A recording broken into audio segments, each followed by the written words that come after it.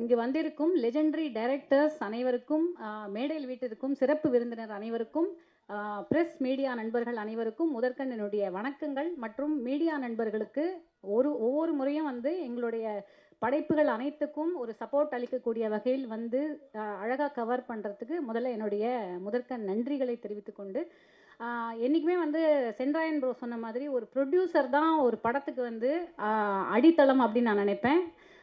பல படங்கள் எடுக்கிற ஒரு ப்ரொடியூசரை நம்ம பார்த்துருக்கோம். ஆனால் ஃபஸ்ட்டு டைம் ப்ரொடியூஸ் பண்ணும்போது நம்ம எல்லாருக்குமே நமக்குள்ளே ஒரு பயம், ஈவன் ஒரு ஆடியன்ஸாக நமக்கு ஒரு இருக்கேன், இந்த படத்தை வந்து கரெக்டாக கொண்டு போய் இவங்க சேர்த்துருவாங்களா அப்படின்னு. அந்த வகையில் பாண்டுரங்கன் சாரை மீட் பண்ணதுக்கப்புறம் எனக்கு அந்த பயம் வந்து சுத்தமாக போயிடுச்சு. ஏன்னா முதல்ல வந்து நான் என்ன சொல்லணும் அப்படின்னா, இங்கே வந்து பெங்களூர்லேருந்து அவர் வந்து ஒரு படம் எடுக்கணும் அப்படின்னு வரும்போது ஒரு கதையை வந்து செலக்ட் பண்ணியிருக்காரு. ஆனால் சென்றாயன் பிரதர் சொன்ன அதே ஒரு விஷயந்தான், அழகாக அதுக்கு வந்து ஒரு பிளானிங் பண்ணி ஒவ்வொரு நபரையும் ஒவ்வொரு ஆர்டிஸ்டையும் அழகாக அவர் செலக்ட் பண்ணி, இன்றைக்கி கூட காலையில் 2 தடவை எனக்கு ஃபோன் பண்ணிட்டாரு, இன்றைக்கி ஆடியோ லான்ச் இருக்குது, கரெக்டாக வந்துடணும் அப்படின்னு. அந்தளவுக்கு எல்லாத்தையும் அவரே ஃபாலோ பண்ணி பண்ணுறதுல அவர் எந்த விஷயத்தை அவர் எடுத்தாலும் சிறப்பாக முடியும் அப்படிங்கிறதுக்கு பாண்டுரங்கன் சார் வந்து ஒரு பெரிய உதாரணம். அந்த ஹார்ட் ஒர்க்கை கண்டிப்பாக பாராட்டி ஆகணும்.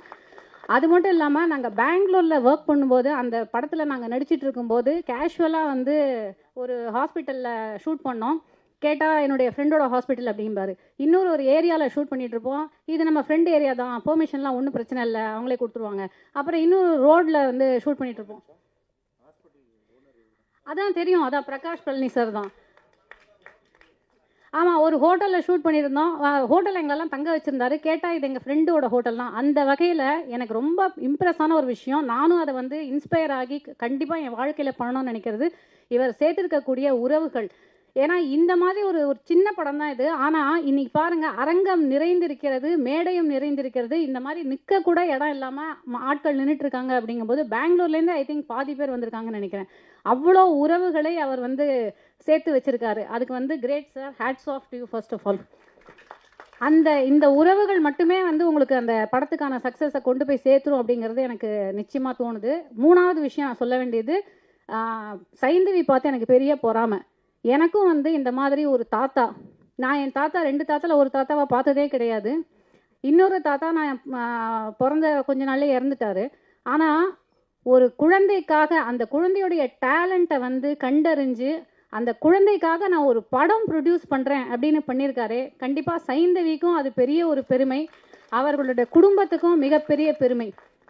உண்மையிலுமே எனக்கு வந்து சைந்தவி பார்த்தா அந்த விஷயத்தில் பொறாமையாக இருக்குது. ஆனால் அந்த குழந்தை அவ்வளவு அழகாக நடிச்சிருக்கு. இன்றைக்கி விழாவுடைய நாயகன் ஸ்ரீகாந்த் தேவா சார்.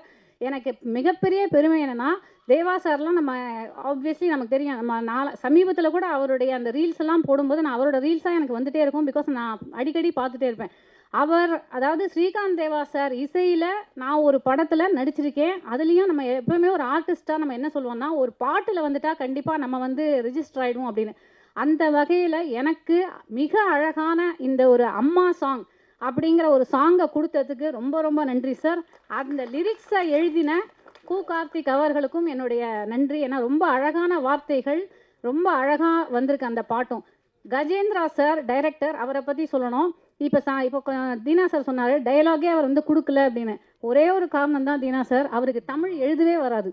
இது எத்தனை பேருக்கு தெரியும்னு தெரியல. அவர் வந்து கன்னடாவில் படித்து, கன்னடா மீடியமில் படித்தவர், பெங்களூர்லேயே பிறந்து வளர்ந்தாதான். தமிழ்னாலும் அவர் பெங்களூரில் தான் பிறந்து வளர்ந்ததுனால அவருக்கு தமிழ் எழுதவே தெரியாது. ஆனால் அதையும் மீறி ஒரு தமிழராக இருந்து ஒரு தமிழ் படத்தை இயக்கியிருக்காரு அப்படிங்கிறது ஒரு பெரிய ஒரு விஷயம், பெருமைக்குரிய ஒரு விஷயம். அதே மாதிரி ஃபுல் ஃப்ரீடம் கொடுத்துருவாரு. அந்த கதையோடைய ஒவ்வொரு இதையும் அவர் எந்த அளவுக்கு சினிமாவை ரசிக்கிறார் அப்படிங்கிறத நான் புரிஞ்சுக்கிட்டேன். அப்படின்னா நைட்டு 2 மணிக்கு ஷூட்டிங் முடிஞ்சாலும் ரூமுக்கு போயிட்டு ஒரு 20-30 நிமிஷமாவது ஒரு படத்தோட பாதியாவது பார்த்துட்டு படுக்கிற அந்தளவுக்கு சினிமாவுடைய ஆர்வலர். அவருக்கு இந்த படம் வந்து மிகப்பெரிய ஒரு ஃபஸ்ட்டு படம் அப்படிங்கிற மாதிரியே இருக்காது. நான் இதை சும்மா சொல்லலை, நான் பார்த்த வரைக்கும், நான் டப்பிங் பேசின வரைக்கும் நான் பார்த்துட்டு நான் சொல்கிறேன். I am saying this with all my heart. இது ஒரு சிறப்பான ஒரு படமாக அமைஞ்சிருக்கு.